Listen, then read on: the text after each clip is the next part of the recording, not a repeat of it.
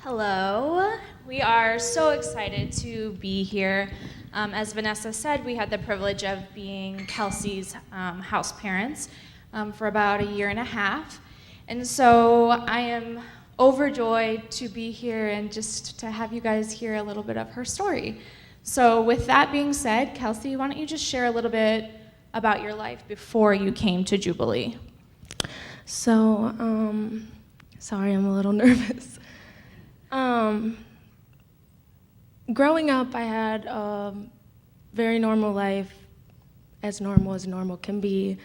But by normal, I had a whole life. My family was whole, and when I was 12, my brother was killed by a drunk driver, and which completely tore my family apart. We all ran from each other. My mom locked herself in her room for 2 years, and I was the one who was set to get my sister to school, get me to school, which led to me not going to school. So in my freshman year, I dropped out of high school, and I got involved with not the best group of kids, and started with drug abuse, and that's where I met my son's father, who he also had we both came from, I had my family taken away from me, and he was taken from his family. So it was, to begin with, a very toxic relationship, and we were together for 5 years, and I moved in with him when we were together for 5 years, and I got pregnant with our son, Aiden, at 18, and we moved in with each other, which is pretty much where the abuse started with him. I was in a very physical and toxic relationship, which led to about 5 out of 7 days I was getting hit or physically abused, and I was just terrified for him to come home. So I wanted better for me and my son.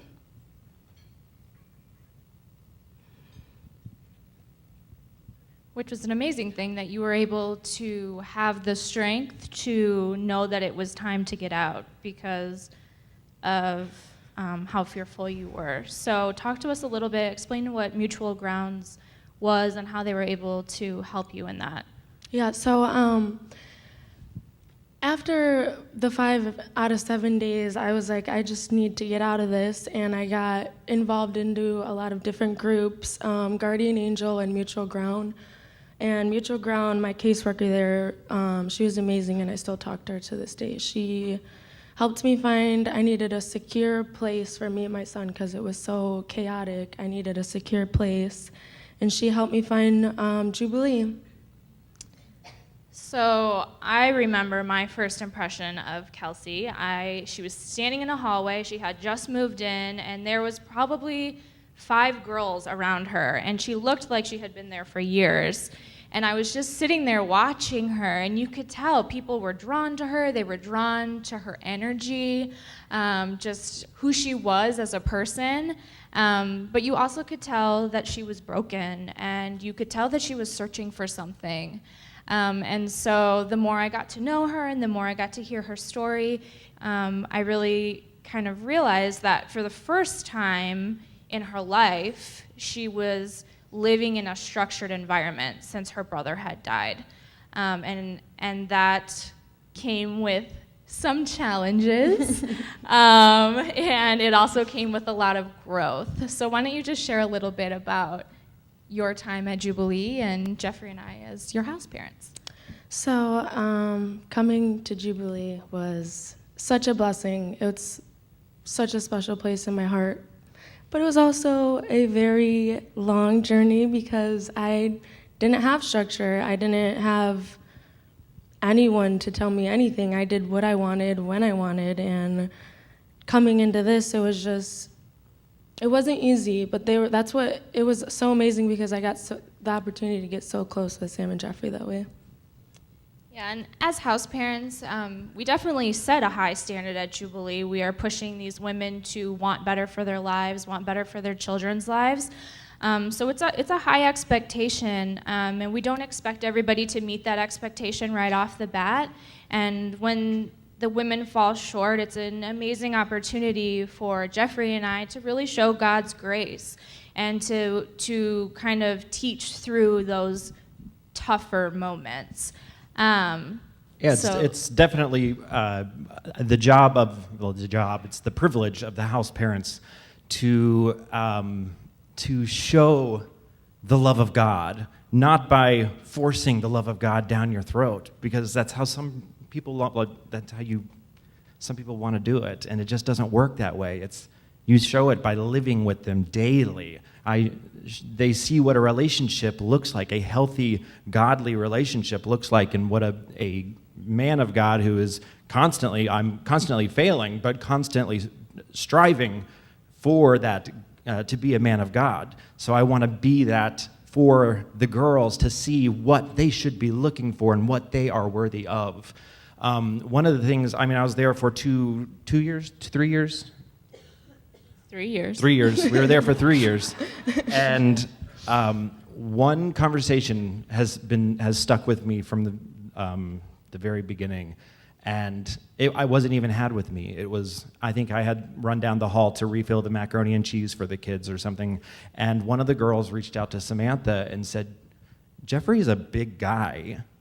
Does it hurt when he hits you?" And so she tells me this, and I think it's unbelievable that these girls come in with this preconceived notion that it's normal to get hit and to be abused. And so I took that as my challenge for the rest of my time there, to show the girls that I can be a house parent. I can make you serve your consequences, but I'm also going to show you what it looks like to be a man of God who loves his wife, who fears his wife in a very healthy way. But so it's about those types of relationships. That was the privilege that I received from this, and building on with that relationship, and then our relationship, and you seeing the two of us interacting and everything, that then leads to how you would then search out for your next say boyfriend. And one thing we did see the struggle of you returning back to the abusive relationship that you were in. You would you'd leave, and then it's easy and safe, and you'd go back, and then you'd leave him, and then you'd go back.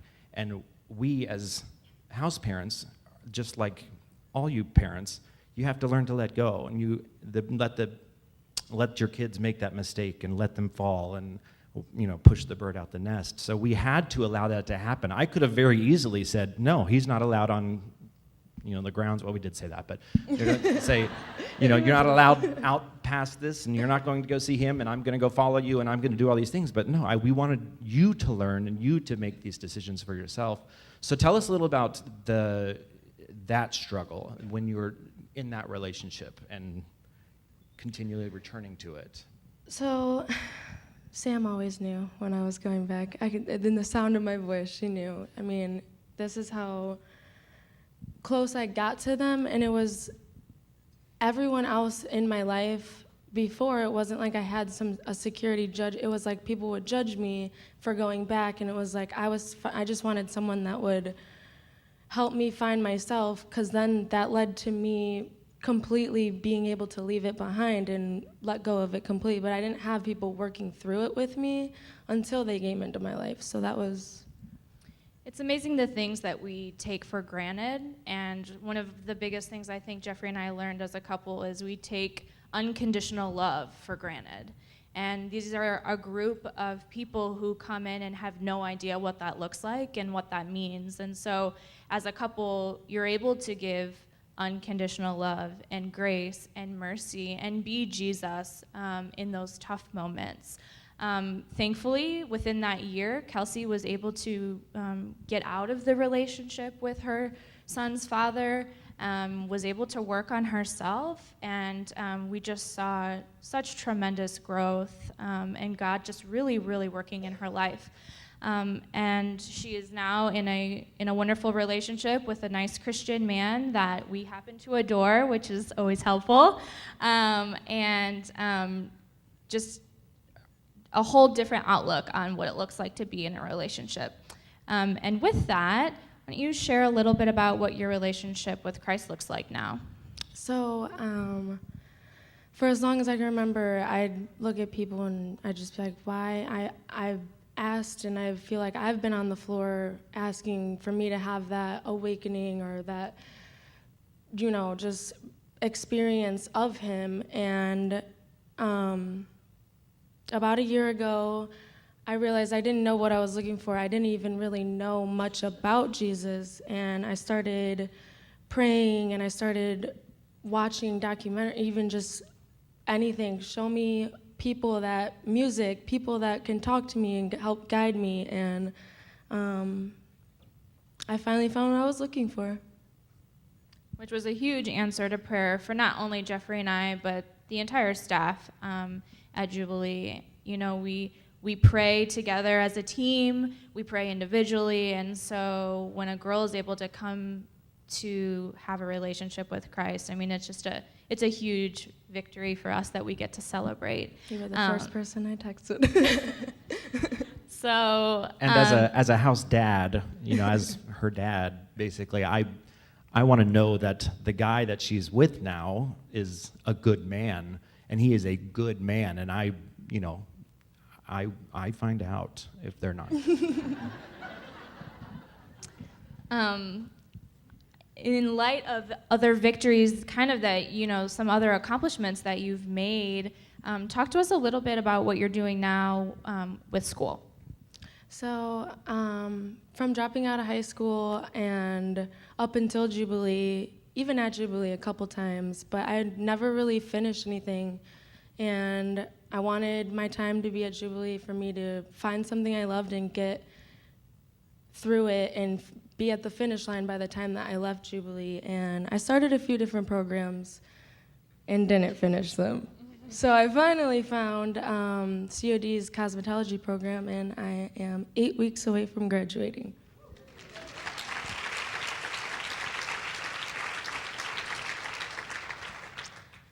Well, we thank you for your time. We think her story, of course, is just what an amazing story of God's grace and love. And I know that I can say on behalf of not just Jeffrey and I, but I think every single woman sitting in this room, we're proud of you. You've got a room full of prayer warriors, and just keep pushing.